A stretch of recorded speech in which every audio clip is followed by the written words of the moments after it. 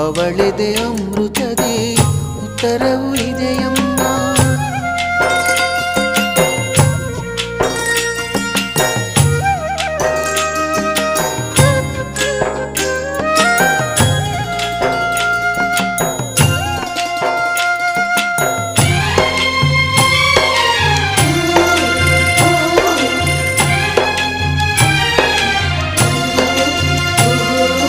ಕಾಸಿದ್ದರೆ ಕಟ್ಟಬಹುದು ರಾಜ್ಯವನ್ನೇ, ಇದ್ದಲ್ಲಿಯೇ ಕೊಳ್ಳಬಹುದು ಲೋಕವನ್ನೇ.